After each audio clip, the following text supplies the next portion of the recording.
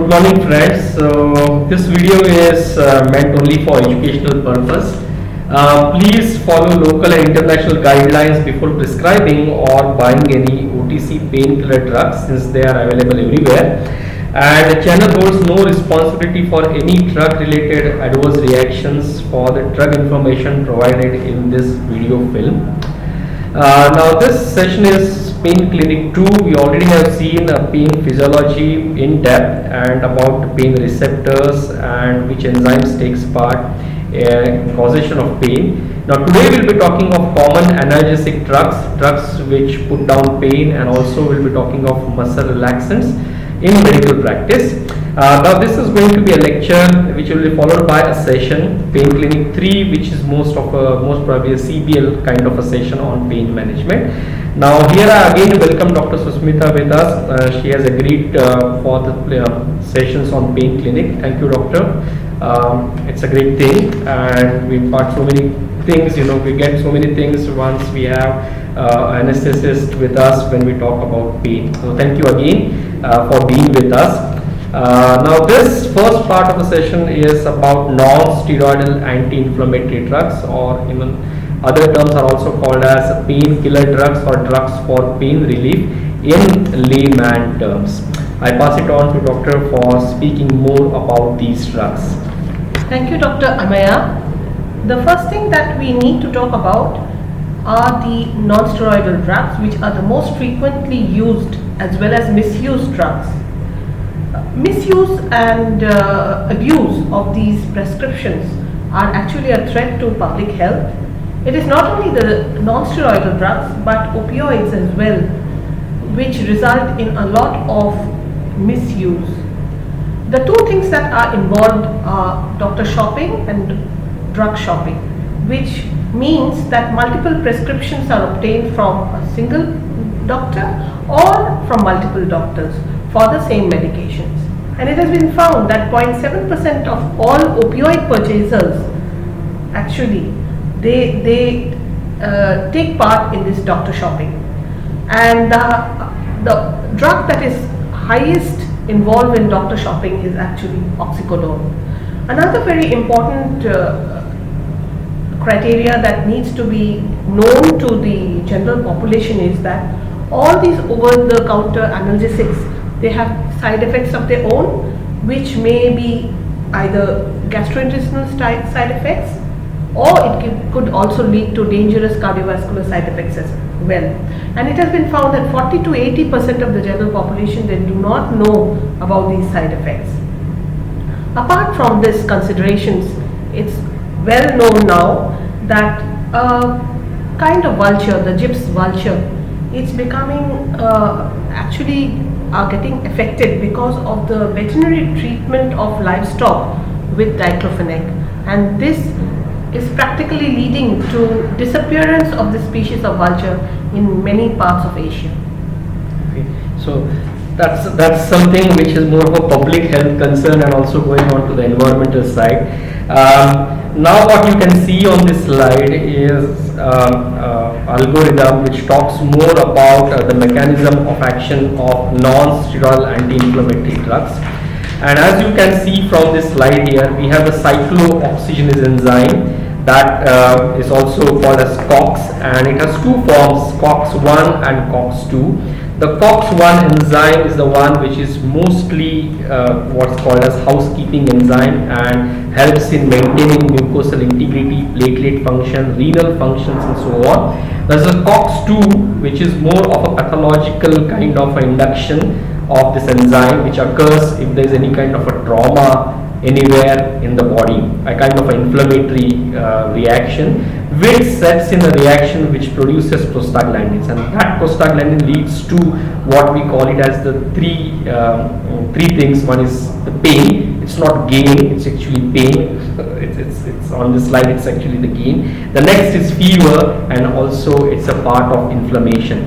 Now if we talk of non-steroidal anti-inflammatory drugs, we have something called as non-selective NSAIDs, which block Cox-1 as well as Cox-2, but then we also have preferential Cox-2 and we have selective Cox-2 inhibitors which just will block the Cox-2 enzyme because it's more of pathological induction, and will try to prevent the inflammation, fever, and the pain associated with any kind of injury to the body. So that's in fact the way in which NSAIDs act. Now, if you want to know more about Cox-1 and Cox-2, we have already talked about that in our last video. You can always visit Pain Physiology, where this entire pathway of how these things, of how prostaglandin is secreted and how it is inhibited by NSAIDs is explained in depth.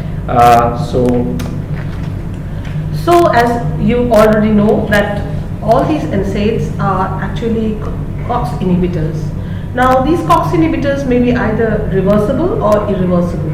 For example, aspirin is an irreversible Cox inhibitor, whereas the other NSAIDs are generally producing reversible inhibition.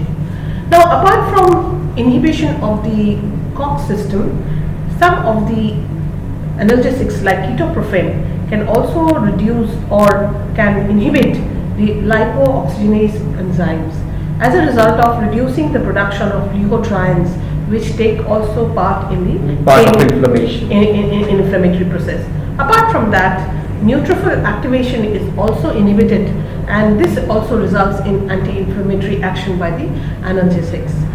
So in all, we know now that the NSAIDs are prostaglandin inhibitors. They not only inhibit the prostaglandins, but also they prevent the action of prostaglandins on the mediators, the endogenous mediators of peripheral nerve stimulation due to inflammation. They are also effective mostly in pain associated with the musculoskeletal system more than the pain associated with visceral pathologies, for which the opioids are much better. Now that was only one part of their action, mostly concerned with analgesic, but then to take this topic to the next level, it also has anti-inflammatory properties. In fact, few of the NSAIDs are majorly anti-inflammatory in nature, like for example indomethacin, the drug, which is a NSAID, which is anti-inflammatory NSAID. But anyway, if you talk of anti-inflammatory action of NSAIDs, then the major pathway of that is of course inhibition of prostaglandin synthesis. But the minor pathway is also that they inhibit chemotaxis, neutrophil aggregation, binding of adhesion molecules, leukocyte lysosomal stabilization, and prevention of free radical formation. So these all leads to their anti-inflammatory action in general. NSAIDs like aspirin, which is of course a prototype NSAID, has also anti-platelet action in low doses, because inhibition of synthesis of what's called as thromboxane A2, which is a potent platelet aggregator, and that's why we see these NSAIDs being used, especially aspirin, to prevent myocardial infarction, strokes, and so on. Anyway, one of the side effects related to NSAIDs because of that is of course bleeding that can occur in patients taking aspirin for a very long period of time. So these are few actions which are more than what just the analgesic action is. The next action that I need to speak about is the antipyretic action, and this antipyretic action is probably as a result of the central action of the drug on the brain, or it may be possible that the Cox-2 inhibition is responsible for this. Apart from this, the dangerous actions on the body are principally on the renal system, the gastric action, and also leading to various allergic reactions. Now, prostaglandin is renal protective, and this inhibition of these prostaglandins may result in disruption of renal blood flow, papillary necrosis, and sodium and water retention. So there may be analgesic nephropathy which may develop due to overuse of these analgesics. The gastric action, again, prostaglandin is gastroprotective, so inhibition of prostaglandin disrupts the mucus and bicarbonate ion production, and therefore the gastric acidity tends to increase, leading to the increase in incidence of ulcers, peptic ulcers. Moreover, gastritis and peptic ulcer, that's right, Dr. Ameya. Moreover, the prostaglandin also help to maintain the mucosal integrity, and non-steroidals, they inhibit the regeneration of cellular proliferation, thus leading to ulcers. And this, along with the increase in bleeding, as Dr. Ameya spoke about, leads to the reason why these ulcers bleed. Apart from that, patients of bronchial asthma must be particularly very cautious while using any non-steroidal drugs. This is because the asthma may be provoked not only by inhibiting the cyclooxygenase and the lipooxygenase pathways, which lead to bronchospasm or bronchoconstriction, but there might be sensitization of the T lymphocytes as well, which may produce anaphylaxis, and this may lead to bronchospasm as well. So few important points.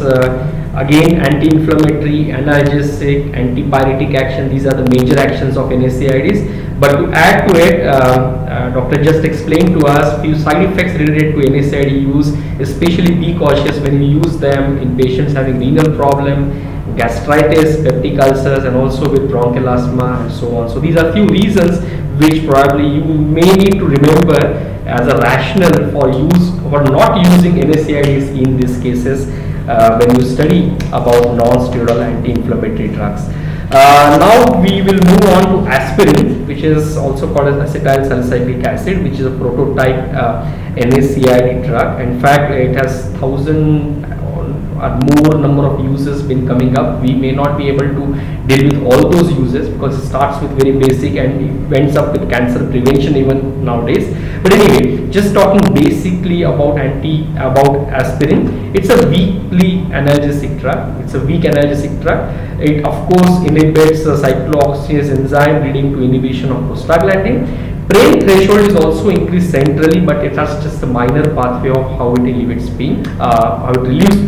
It also has anti-inflammatory properties, but that too at a very high dose of 4 to 6 grams per day. In fact, we use this when we want to treat a person of rheumatic heart disease. Very high doses of aspirin is used. It's a very good antipyretic drug. And of course, it has at low doses also anti-platelet action, but that mostly deals with serious issues, so we haven't included it here. Now, aspirin is an acidic drug, so I already talked about how drugs get absorbed. So, if there is an acidic drug and which is kept in an acidic medium, the absorption is good. But so absorption of aspirin is good as far as the upper GI is concerned, because that's what we call it as the acidic environment, and being an acidic drug, it's uncharged, so absorption is good. But then what happens inside the gastric cells is the medium is slightly basic, so aspirin tends to get trapped in the cells of the gastric mucosa because of that, and that's called as ion trapping, and that's because they get charged in the relatively basic medium of the cells. And that also is one of the reasons of why people develop gastritis, peptic ulcer, and so on. Now, aspirin, if taken at high doses, can cause hyperventilation, and which is followed by respiratory depression. And mostly people with very high doses, or what we call it as aspirin poisoning, people remain in compensated respiratory alkalosis, and which is followed by metabolic acidosis. Now, aspirin increases cellular metabolism. And so what you see is pyrexia and dehydration, people taking aspirin, and blood sugar disturbances, especially hypoglycemia does occur in patients taking very high doses of aspirin, especially diabetic individuals. The urate excretion gets inhibited at high doses even, so that needs to be known when you give aspirin to individuals. In small kids, especially less than 6 years of age, aspirin tends to damage the hepatic cells and hepatic failure. It's also called as Ray's syndrome, right? Yeah. Ray's syndrome. So that is also one of the indications for not using aspirin. Aspirin is high protein bound, and so displacement reactions should be known, especially with other high protein binding drugs like warfarin and so on. Diuretics, antihypertensives, anticoagulants, steroids are supposed to be used carefully with NSAIDs. The reason is displacement reaction takes place with protein binding, so more free drug available, so more are the chances of getting adverse drug reactions when you use diuretics, antihypertensives, anticoagulants, and steroids. Now, aspirin tends to delay the pregnancy, delay the labor, so it should be cautiously used. It's not an absolute contraindication, but a relative contraindication in third trimester if you are using it, because it delays labor. Premature closure of patent ducted arterioles is also seen when you are using aspirin. But again, everybody knows about it, but just to highlight that it's also one of the indications of not using aspirin in pregnancy cases. So, By knowing these details of aspirin, you must be now aware that aspirin is a very useful drug, and it is commonly taken in patients with osteoarthritis, rheumatoid arthritis, also for minor musculoskeletal injuries. For simple aches like toothaches and headaches, also aspirin is good. Usually available in tablets of 325 milligram or 650 milligrams. It produces pain relief, and this pain relief can last for 6 to 8 hours. Now, small information here. Aspirin is also available as 75 milligrams and 150 milligrams tablets, but those lower dose of aspirins are usually used in patients with cardiovascular disease.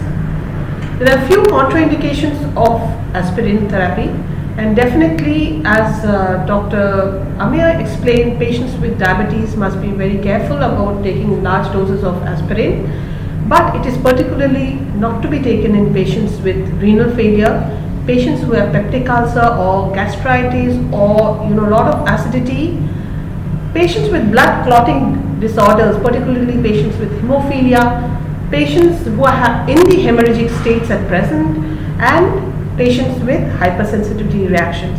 Any patient with any kind of atopy, anaphylaxis in the past, or bronchial asthma must be very careful of taking aspirin.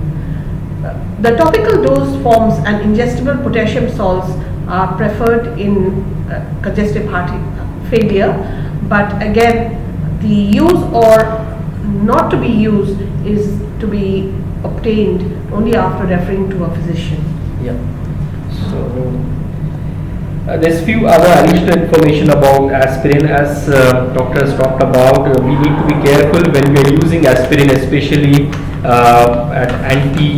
has action which is anti-platelet in origin, and that's why it needs to be used as prophylaxis for coronary and cerebral thrombosis. Exactly. Yeah. Actually, I would like to talk about the 2015 American Heart Association guidelines at this point, because the guideline says that where you have acute coronary syndrome, especially the non-ST elevation ACS, the treatment of choice is a tablet 325 milligram of chewable aspirin to be given to the patient, and thereafter the patient is to be put in a regular aspirin therapy of 81 to 126 milligrams per day. Yeah, so it becomes one of the kind of, I should not rescue medication, I could call it as, but one of the few drugs which has to be given first for a patient with non-ST kind of a elevation of myocardial infarction.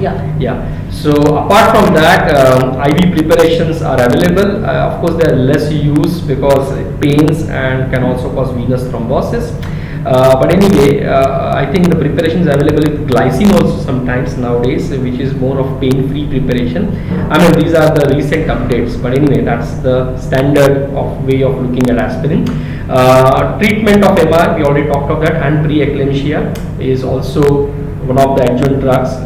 Preeclampsia would be aspirin. Contraindicated in children below the age of 12 years, can cause hepatic failure, Ray's syndrome. Aspirin can give rise to hypersensitivity, bronchospasm, angioneuritic edema, and severe hypotension. So that can be some of the worrying factors when people use aspirin, and as physicians we need to be aware of these interactions and diseases. So I would like to summarize the action of non-steroidal anti-inflammatory drugs in this slide. These drugs, they inhibit both the lipoxygenase as well as the cyclooxygenase pathways. Apart from this, they also have an additional central mechanism which augments this peripheral mechanism, and this may be in the form of interfering with the formation of prostaglandin in the central nervous system, or it may be possible that it excites the endogenous opioid system, or it may be possible that it blocks the release of serotonin, none of which has been perfectly proved yet. Now, as you can see, the inhibition of Cox-1 results in most of the side effects that we see in a patient, that is the gastric side effects, the renal side effects. On the other hand, we've got benefit as well. It acts as an anticoagulant, and this effect is used in treatment of acute coronary syndrome, in prevention of strokes, and also in eclampsia. The Cox-2 effects results in most of the antipyretic effect, the analgesic effect, as well as the anti-inflammatory effect. So more of pathological would be more of Cox-2 inhibition, but Cox-1 is more of side effect generating except for antiplatelet action. So that's more on the action again, which deals with NSAIDs. Now people should also know that this lipoxygenase pathway, which might get augmented if you are by blocking the Cox cyclooxygenase pathway. So that in fact augmentation can lead to people with bronchial asthma can get attacks because more of lipoxygenase leukotrienes. So leukotrienes are also inflammatory mediators, so they also set in inflammation, giving rise to attacks in bronchial asthma. So people should know about this. Anything you want to add? Yeah, I just want to add a valid point here. From this slide, we know now that the Cox-2 inhibitors are preferred over the Cox-1. Preferred over the Cox-1. Theoretically, at least that's a better way of looking at it. That Cox-2 would be more preferred inhibition rather than giving a non-selective one or something which only deals with just Cox-1. Anyway, so that's a valid point and a good point made at this point. I made at this point of the presentation. Now that was about aspirin in general. Good slide which summarizes most of the things related to aspirin and what we said. The next drug that is frequently being used, and it's one of the most commonly used OTC preparation, over-the-counter medication, is paracetamol, also called as acetaminophen. It's a very safe drug in general terms, but you should know that it's a very good analgesic drug and it's a very good antipyretic drug, but it's not a very good anti-inflammatory drug. So that's one of the basics of paracetamol: a good analgesic, a good antipyretic, but a very weak anti-inflammatory drug.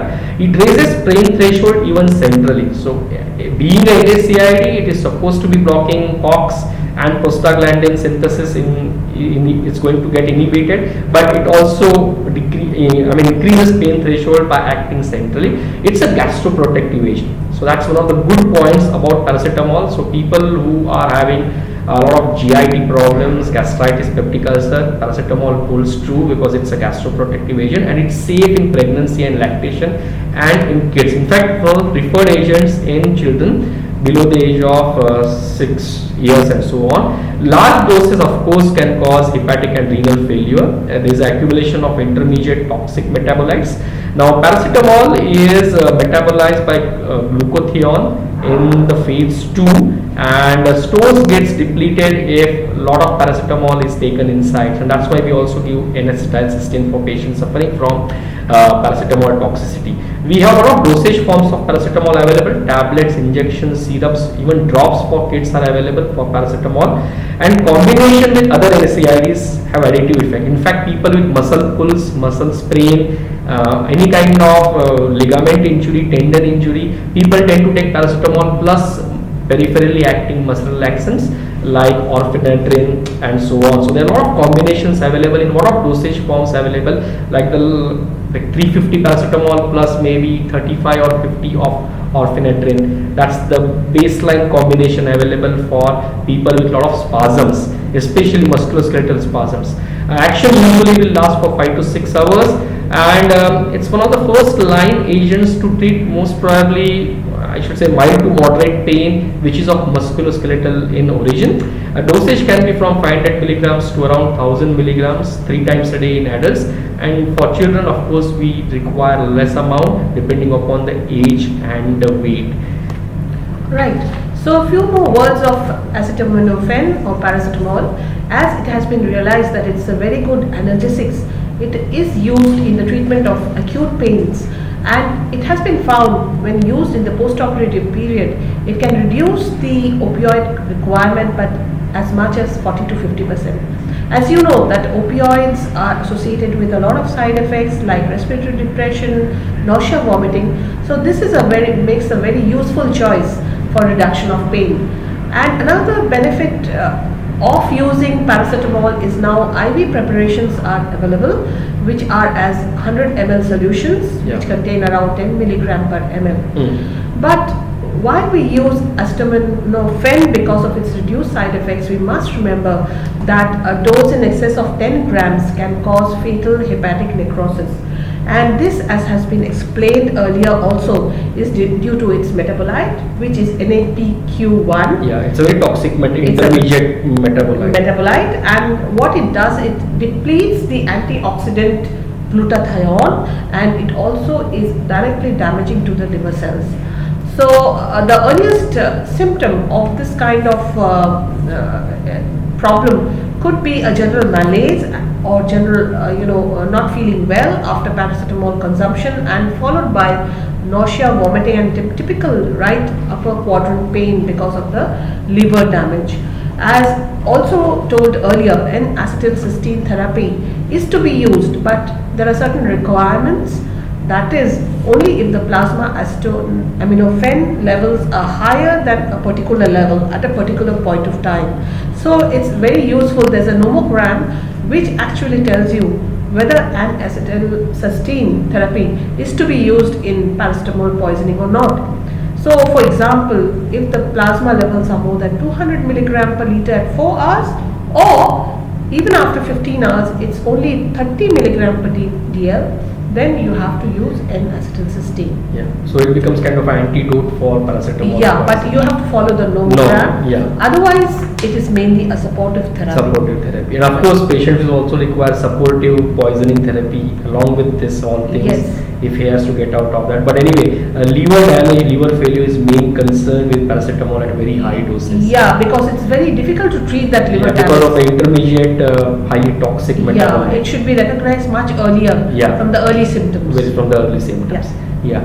Now that was about paracetamol. The next drug is of course ibuprofen and naproxen. Now we have chemical classification of these drugs as propionic acid derivatives and so on, but clinically it's very difficult to remember everything. So we felt we should go as per the drugs and not as per what it is chemically classified. Anyway, ibuprofen, again a gold standard non-steroidal anti-inflammatory drug, the OTC drug. It's a good analgesic and a good antipyretic. Again, that is because you need to classify NSAIDs as into three mechanisms. One is analgesic action, antipyretic action, and anti-inflammatory action. So you should be knowing which drug is what. So ibuprofen stands to is a good analgesic and a good antipyretic drug. It is available as tablets, gels, suspensions, whatever form you ask for. Ibuprofen is available. In adult dose, the dose is around 400 milligrams TDS. Now it is equivalent to around 50 milligrams of diclofenac, and it is also useful for post-operative pain. Now if you look at this ibuprofen, the mechanisms, the contraindications and so on, they usually remain the same as that for aspirin. It's not something which is very different. So we just need to highlight the importance of the differences in these various NSAIDs being used. So this is what makes ibuprofen a good choice for most of the pains many times, especially even with the kids. Ibuprofen has found to be very useful. The next drug is naproxen. Again, we don't use naproxen so much in Asian countries, but I have found out that in the western part it is more of a choice of agents. We use most probably ibuprofen, but on the other side it's more of naproxen. It's again a good analgesic antipyretic drug. It's prescription only medication due to high potency and side effect profile. Anti-inflammatory properties also demonstrated with naproxen, which is slightly different from ibuprofen. It can cause potential severe side effects, but it has also the property of delaying progression of Alzheimer's disease. It's a long-acting drug, tablet form and suspension available, and adult dose is about 250 milligrams BD for a adult patient. You want to add something on this? No, I think it's also prescribed in India because I have had patients with prescriptions, particularly when pain is not relieved by ibuprofen. I found that the pain was relieved by naproxen, probably because of the additional anti-inflammatory property, and maybe it's more potent also as compared to ibuprofen. So might be even the other drug doesn't act, naproxen and so on. So going on into the next very commonly used anti-inflammatory drug, that is diclofenac sodium. Now diclofenac has become even more important nowadays because it is available as injections as well, and it is not only used as a very common drug for musculoskeletal and joint injuries, but it is also useful for intraoperative as well as post-operative pain relief. It's a very fast-acting analgesic along with its antipyretic and anti-inflammatory action, which is not present in so much in ibuprofen. Yeah. And it is also useful for treatment, acute pains of renal and biliary colics. It is available as injections, usually 50 milligram ampules, Yeah. or 25 which contains around 25 milligram per ml. So typically ampules of 2 ml or 3 ml are also available. So either you give it 50 milligram twice a day or 75 milligram twice a day. It's also available as other forms like gels and tablets, syrups, eyes and ear drops and suppository. So this is one of the drugs with multiple ways you can administer to the patient. So if a patient is vomiting, you can give a suppository and so on. Yeah. Mild hepatic dysfunction and renal dysfunction may occur if administered chronically. So if any person takes these medications over the counter, they must remember to use it only for a short period.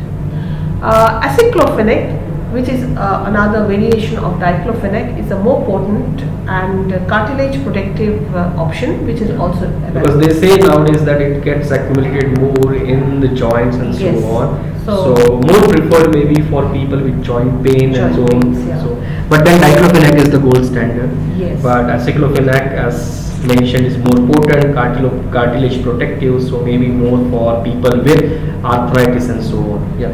So only one point of caution: while taking diclofenac, it is preferable to use it along with food, Yeah. because of the the gastrointestinal side effects. The next analgesic, mefenamic acid, which is an analgesic, very good analgesic and antipyretic, with a central and peripheral mechanism of pain relief, is primarily very popular with women for dysmenorrhea, and it has been also used for other musculoskeletal injuries as well. But mefenamic acid is also associated with some cardiovascular risk and GI risks as well. So for dysmenorrhea, other medications like nimesulide may also be beneficial. So the next drug is ketorolac. It's a very potent analgesic drug. That's something which is quite different from the earlier drugs that we have seen. So it's a high potency analgesic non-steroidal anti-inflammatory drug, and so its use is only reserved for post-operative pain or other kinds of acute moderate to severe pain, which pain relief, except for the ones which comes from the visceral origin. So it has 30% morphine sparing action in abdominal surgery. Tablet injections and eye drops, especially for foreign body insertions, are available with ketorolac. An adult dose of 10 milligram 4 times a day is what is preferred in the patients. Now this was about ketorolac, which was a more which is a high potency analgesic. You want to add something? Yes, ketorolac is nowadays being preferred for the orthopedic surgeries. Yeah.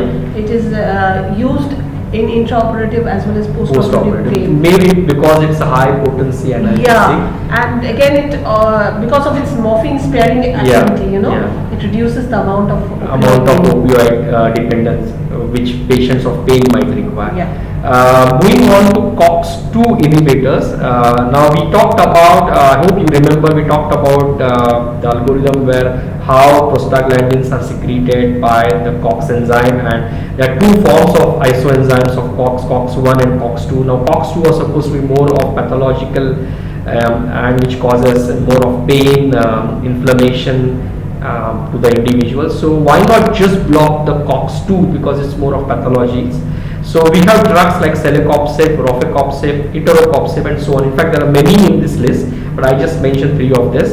So they inhibit Cox-2 enzymes selectively, but the problem with this is that they inhibit prostaglandin synthesis even in the endothelium of the blood cells. So it was disaster a few years back when many people who were taking this Cox-2 especially for arthritis were suddenly having high mortality due to incidences of heart attack. So many countries have actually banned the use of Cox-2 inhibitors, even though few companies say that the newer ones like Itorocopsib are having some beneficial effects, but then caution has to be exercised when you want to use these drugs, especially for a longer period of time. So that is what is the takeaway message if you want to talk about Cox-2 inhibitors. So that good drugs, good analgesic effect will be occurring, a lot of anti-inflammatory properties will be occurring, but then this side effect limits its use on a chronic basis, especially when you want to use it for any kind of joint pains, arthritis and so on. But a short term use, of course, you can use the more what I say is Itorocopsib. I think 120 milligrams is the ones which is available. You can of course use that and can avail the benefits of just Cox-2 inhibition and spare your the GIT, kidneys and so on from any adverse drug reactions. But I think at the same time, patients who are hypertensives and with other cardiovascular risk factors you need to be aware. So you need to put when I put these drugs in P drug list, I should be careful about whom I can administer and who should be out from these drugs. So that is one. But again, whatever it might be, short-term use is only what has to be there when you want to use Cox-2 inhibitors. Of course, good drugs with limited usage. So we come to the next anti-inflammatory drug, that is Piroxicam. Now it's of the oxycam group with a very good anti-inflammatory action. And this anti-inflammatory action can be obtained with a single tablet. That is, only once a day tablet can result in a very good anti-inflammatory action which lasts throughout the day. The analgesic and antipyretic actions are comparable to the other drugs which we take, and as again I wish to reiterate that it's the inflammatory painful conditions where Piroxicam may be of more benefit than for the conditions where we just want an analgesic effect or the antipyretic effect. So for plain fever, I don't think we should be using Piroxicam, but for patients like arthritis, joint pains, ankylosing spondylitis, gout, is a very good drug. The benefit or the good side is that you take only one tablet a day of 10 to 20 minutes. So it's a long-acting NSAID which is anti-inflammatory in nature. Again, it's being used in the operation theatre, and you can give the drug before the surgery begins, and it has been found that if you preempt the drug, that is use it before the incision, then it reduces morphine requirement as much as 50%, which is quite a lot. Which is quite a lot. But one point of caution, please avoid it whenever a patient is pregnant, especially in the third trimester of pregnancy. Especially because all NSAIDs are known to prolong labor.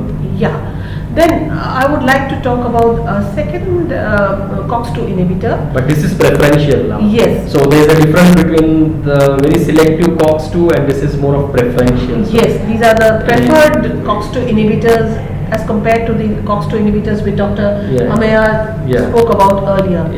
So the drug nimesulide is a potent analgesic, anti-inflammatory as well as antipyretic drug.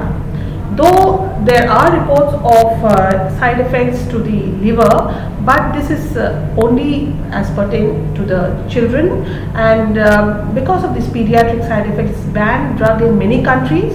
But for the adults, it may be a beneficial drug, especially in patients with dysmenorrhea. The GIT side effects and renal side effects are minimum. Tablets of 100 milligrams twice a day are quite effective. The oral forms is also available. So patients who have GIT problems with other pain medications, who are intolerant to other medication, it may be a good alternative. Because a few years back that actually came up as a good alternative for actually paracetamol. So many doctors were using in fact this drug as a good analgesic and antipyretic. In fact, it was a good antipyretic in pediatric age group. But because of this sporadic hepatitis cases, actually the problem arises. But these cases are not significant in number, but that has occurred, and we need to keep this in mind when we are using these drugs. So maybe now again we go back to paracetamol, and maybe nimesulide is in question. But as mentioned, maybe adults can of course use that. it. Yeah. One point of caution again: there are incidences of cardiovascular problems, so Yeah. it may have a cardiovascular. Yeah, because since it is a risk as well. preferential Cox-2, again these things might be a problem in adults. But anyway, I think a short-term use maybe. A short-term use of any inhibitor, I think is not a problem. Yes. Okay. The last drug in this category of NSAIDs which we want to discuss, not so much in use, but I found this in most of the pharmacopoeias been explained and a lot of preparation, so I need to add to this list of drugs is Meloxicam, which is again a selective Cox-2 inhibitor. Its efficacy is better in arthritis cases. It has a gastroprotective effect, but that again, since it is a Cox-2 inhibitor, need to be aware that it can cause a lot of side effects related to Cox-2 inhibitions. To 7.5 milligrams to 15 milligrams once a day, longer acting drug, and can be a good choice if any person is intolerant to the selective Cox-2 like itracoxib and so on. So you can be using or prescribing these drugs in those cases. Now that's the list of drugs which we wanted to discuss with you as far as NSAIDs is concerned. But a few other points regarding NSAIDs still remains, and we will be discussing them now. So now as far as NSAIDs is concerned, these are few important points that everybody needs to know. That we use them for various kinds of pain in the eye or various kinds of pain in the ear. So these drugs of NSAIDs are available as eye drops. So diclofenac, ketoprofen, which is also a lysosomal stabilizer. This is in addition to their effects of anti-inflammatory action. Flurbiprofen and ketorolac. Ketorolac of course is a potent analgesic drugs. Flurbiprofen, again, why we want to use them as eye drops? Because if you want to use them orally, GIT instability is more with flurbiprofen. If you want to look at ear drops, then ketoprofen, flurbiprofen, ear drops are also available. Now usually you get combinations of these drugs along with some steroids or wax removal or maybe local anesthetics when you want to use them as eye drops or ear drops. So you can get them as diclofenac eye drops, or there might be some combinations with steroids or something else also which are available for various purposes for eye and ear elements, especially pain related elements. Now as far as pregnancy is concerned and lactation is concerned, then paracetamol is of course the gold standard drug which you can use safely in these conditions. NSAID is to be avoided in last trimester because it delays labor and it can cause premature closure of PDA, that is patent ductus arteriosus, already discussed with you. A few other drugs are also safe, but then we just say paracetamol at this point. As far as kids are concerned, then maybe paracetamol, naproxen, ibuprofen are the drugs which are relatively safe in kids. Of course, if you increase the doses, side effects of these drugs might come in. But as I said to you, no to aspirin and some other drugs because they can cause a lot of damage to hepatic cells, especially in kids. So that was in short about various precautions to be used. This is the last information about the analgesics, the non-steroidal analgesic, and this is about other topical analgesics. Gel forms of various non-steroidal drugs are available. Now these gel forms can be used locally, and often what happens is you are taking oral analgesics, but because of the side effects you cannot increase the dose. So once you add another gel form with it, then the side effects do not get enhanced. So this is the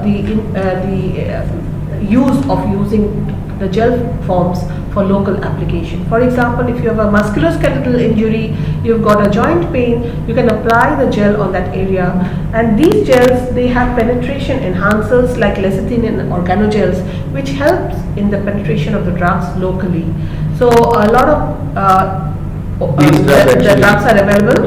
One drug which is opioid, but I included in this slide because it's a topical application as well, and that is the fentanyl patch.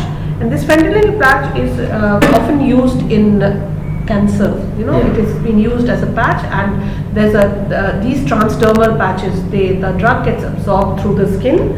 There are certain other patches which produce pain relief as well. I would like to mention here the lidocaine, which is a local anesthetic, and these patches are used in pain of post-herpetic neuralgia and diabetic neuropathy as well. So though this slide speaks of mainly the analgesics, I've included the opioid, that is fentanyl, as well as lidocaine, which is a local anesthetic, in this slide, because these drugs can be applied locally. Yeah, to decrease pain. Of course, this entire presentation is about pain relief. Pain relief, that's why I So, included. but since we are just talking of NSAIDs now, maybe, but then again, as I said, fentanyl and lidocaine would be important additions to this slide if you want to make it a foolproof presentation. Yes, that was my aim. Actually. Put these two additional drugs. Yeah, because since the viewers are knowing so much about NSAIDs, they better know also about fentanyl and lidocaine. Yes, because sometimes it happens that you can even with using the gel, you are having side effects. Then you can opt for lidocaine, and often the pain of post-herpetic neuralgia and diabetic neuropathy, they are not the typical pain of musculoskeletal pain. They are a pain called the neurogenic pain. And this neurogenic pain may not respond to your topical analgesics. Topical analgesic. Yeah. Okay. So that was about topical analgesic. The next presentation slide is about opioids. Now this is a different class of drugs altogether. We have talked about non-steroidal anti-inflammatory drugs starting from aspirin, cyclooxygenase inhibition, prostaglandin synthesis inhibition, and pain relief mostly in the periphery. Opioids generally reduce the pain by their central action. So we have this thing called as opioid receptors. Now if you want to know more about this, you need to watch the video on pain physiology, where we have talked about pain modulation in detail and what these opioids are and how they act and so on. But just to summarize the entire topic, opioid receptors are of three types: mu, kappa and delta, as you can see in the green, violet and orange color.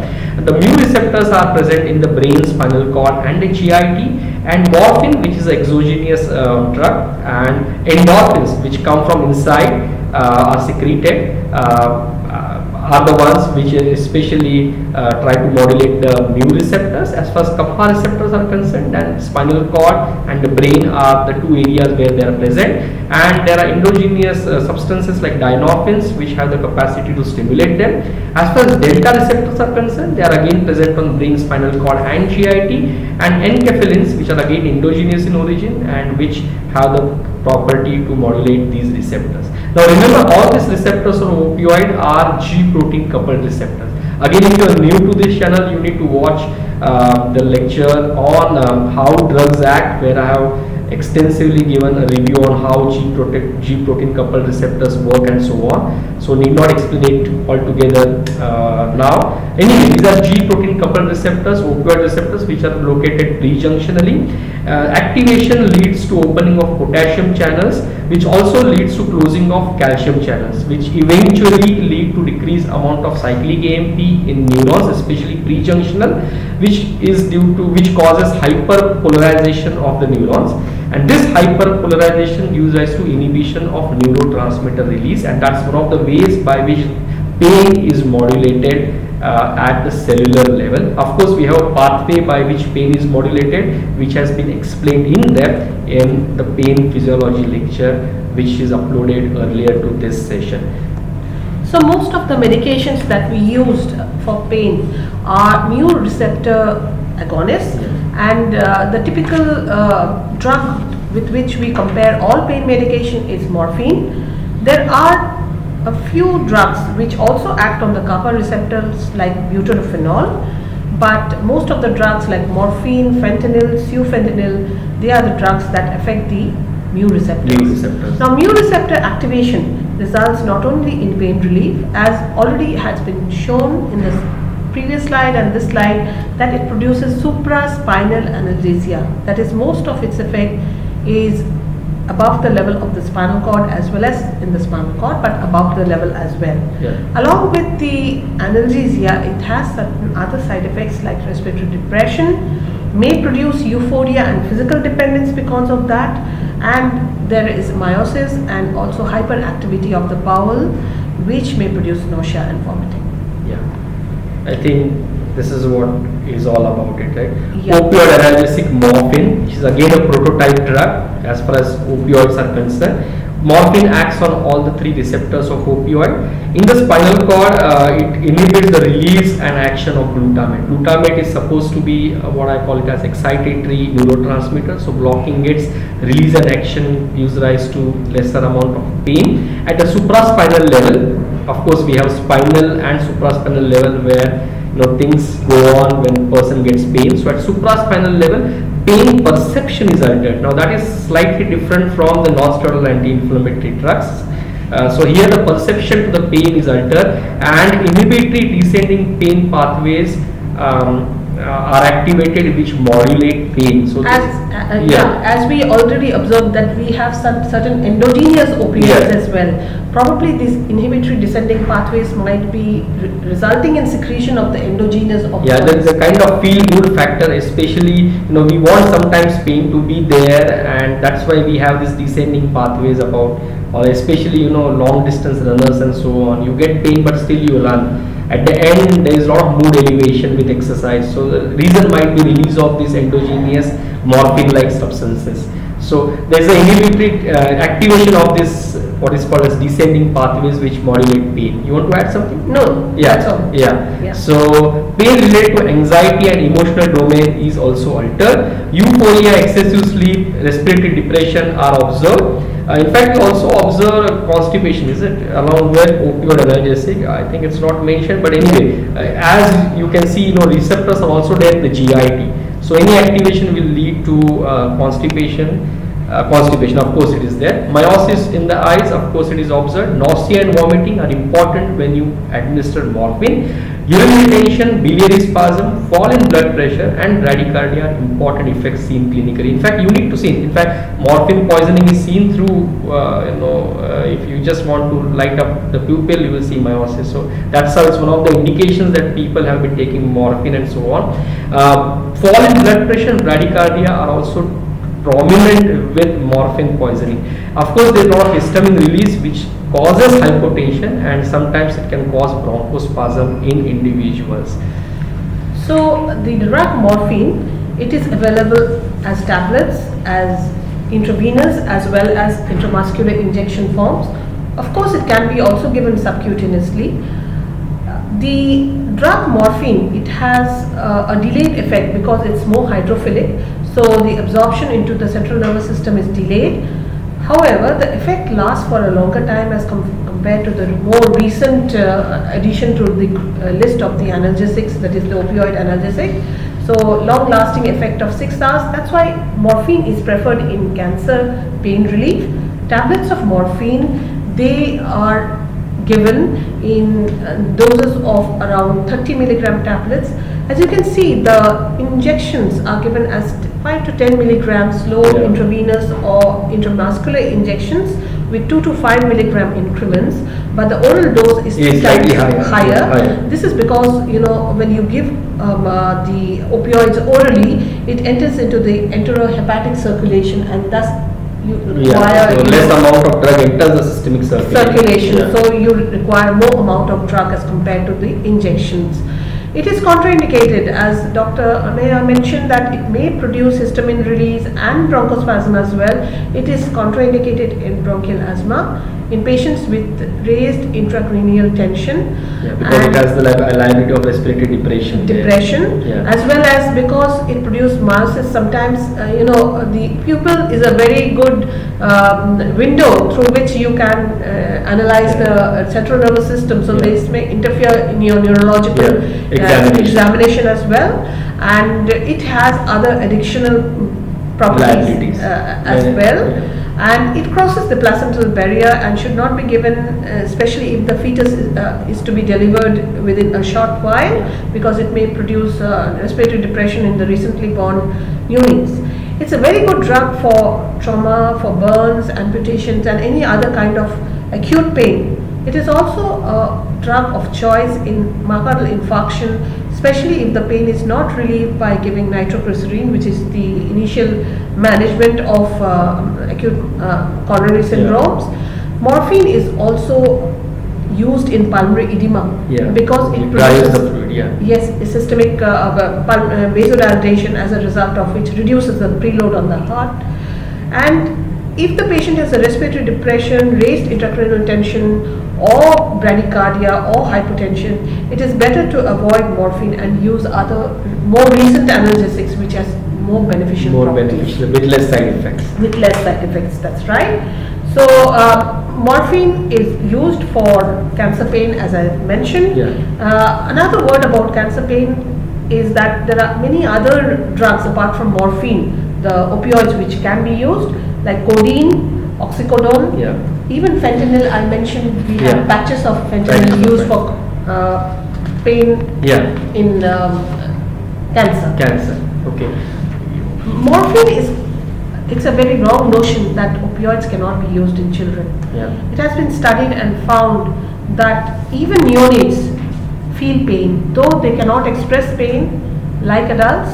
But nowadays, of course, there are a lot of pain scales which have been addressed and developed for neonates and children.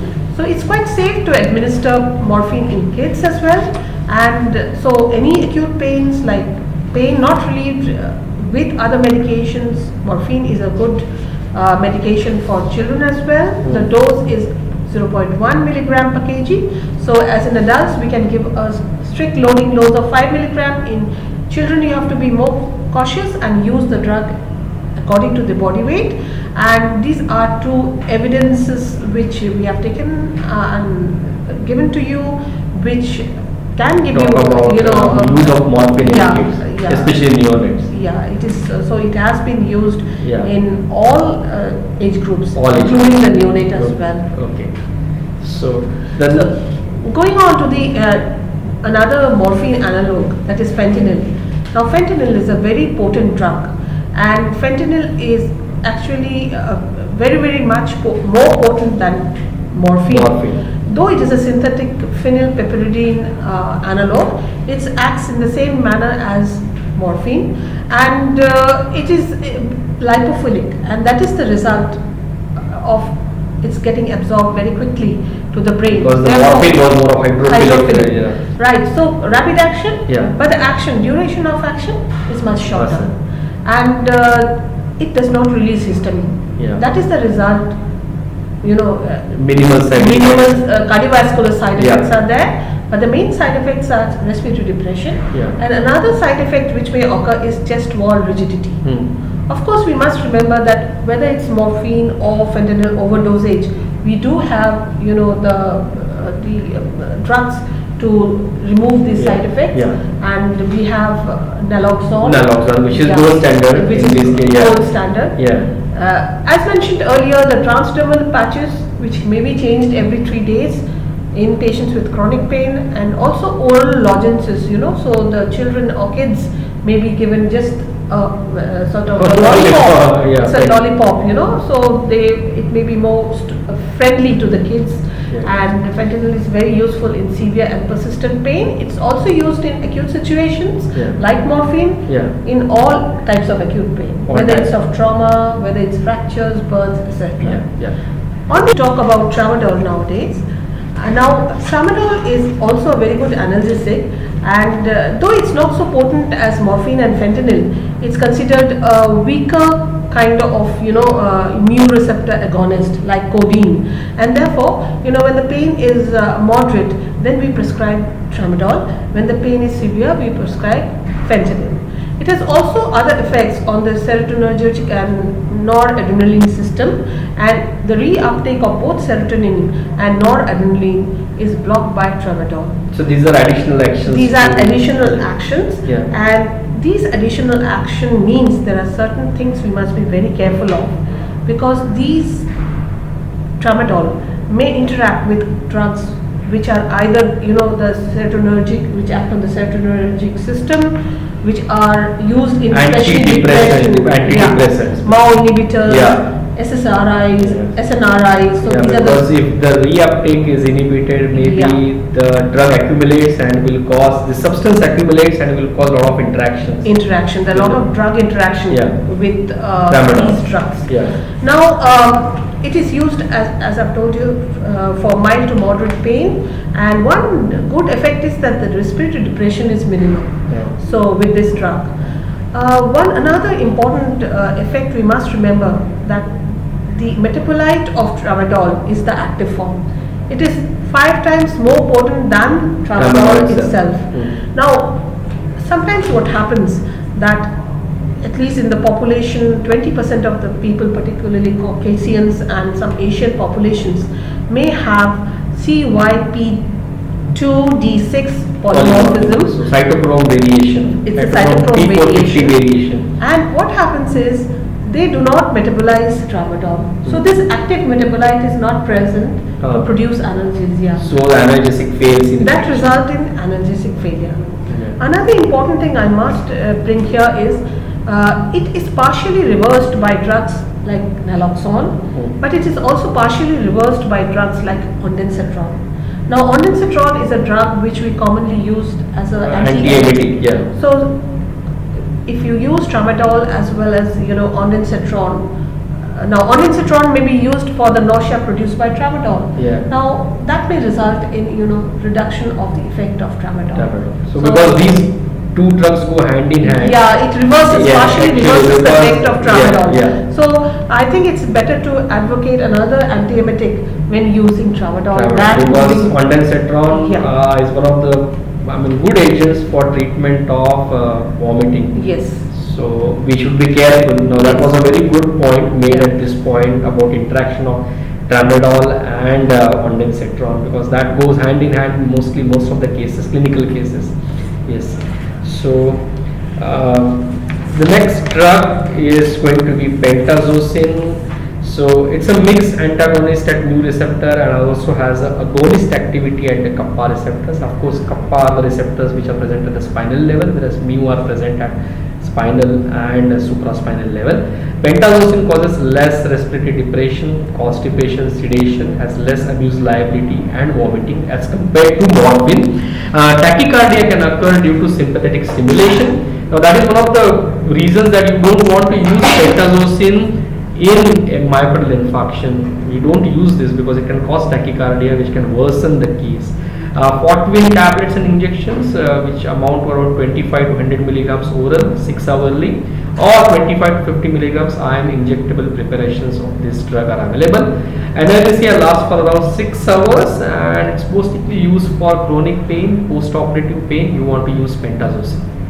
Buprenorphine is a partial mu agonist with long duration of action and is a potent opioid analgesic. So again, slightly different from pentazocine. Mu agonist, which is partial and where the action is like potent analgesia, is given parenterally and not effective orally. Sublingual tablets are used in cancer pain. So that is about pentazocine and buprenorphine. And the next, and we end here with opioid analgesic. So we started off with NSAIDs, going on to opioid analgesic, and the last part of this session is all going to be about muscle relaxants and a few miscellaneous drugs for pain.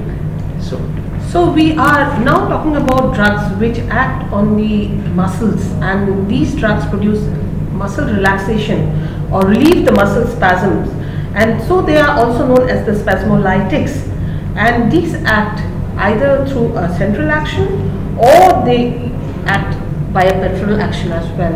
So you have certain drugs like carisoprodol and chlorzoxazone, the difficult words to pronounce. Yeah. But these drugs, they also have the side effects of drowsiness because they act centrally. Yeah. So they may produce drowsiness and dizziness, but they are very effective for when you have musculoskeletal injuries and you do not just prescribe any non-steroidal drug by themselves.